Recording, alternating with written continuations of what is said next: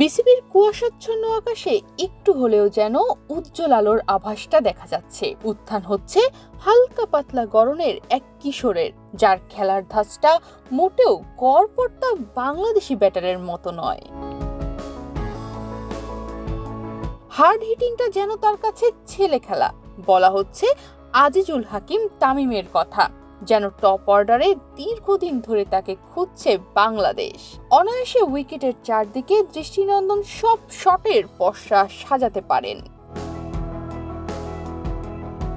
প্রথম দেখায় মনে হতে পারে গায়ের জোরেই মারেন সকল শট, তবে নতুন এই তামিমের খেলা একবার যে দেখেছে, তার চোখের প্রশান্তির জন্য বেশ ভালো রসদই পেয়েছেন তিনি, একথা বলা যায় নির্দ্বিধায়।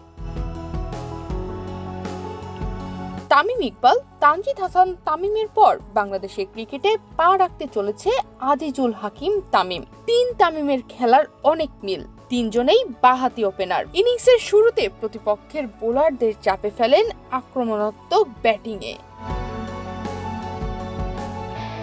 অন্য দুই তামিমের সঙ্গে একটা জায়গা বড্ড অমিল তার। তামিম ইকবাল ও তানজিদ হাসান তামিমকে কখনো বল করতে দেখা যায়নি, তবে নিয়মিত বোলিং করেন আজিজুল হাকিম তামিম। সম্প্রতি অনূর্ধ্ব-19 এশিয়া কাপ জিতেছে বাংলাদেশ, সেখানে সামনে থেকে নেতৃত্ব দিয়েছেন তিনি। 4 ম্যাচে ৬২.66 গড়ে করেছেন ১৮৮ রান, একটা করে আছে অর্ধশতক আর শতক। অনূর্ধ্ব-19 এশিয়া কাপের পরেই খেলছেন চলতি এনসিএল টি-20-তে। প্রথম ম্যাচেই করেছিলেন 50। এখন অবধি টুর্নামেন্টের চতুর্থ সর্বোচ্চ রান সংগ্রাহক তিনি। 7 ম্যাচে 30-এর ওপরে গড়ে রান করেছেন 217, স্ট্রাইক রেটটাও 140-এর ওপরে। অথচ তিনি কিনা নেই বিপিএল এর কোনো দলে। তামিমের দুর্বলতাও আছে বটে, বড্ড ডট বল খেলে ফেলেন কিছু সময়, তবে একজন 18 বছর কিশোর হিসেবে তা নজর আন্দাজ নিশ্চয়ই করা যায়।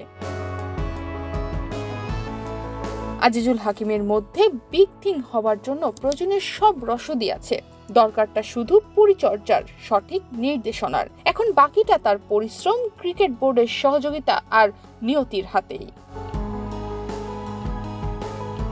যথাযথ পরিচর্যা পেলে বাংলাদেশের তামিম হতে পারবেন কলার উঁচানো ব্যাটিং দানব, কারণ জার্সির কলারটা তিনি উঁচিয়েই রাখেন মাশরাফি সাকিবের মতো, আর পারফরমেন্সও যেন সেই আত্মবিশ্বাসের পালে হাওয়া দিচ্ছে।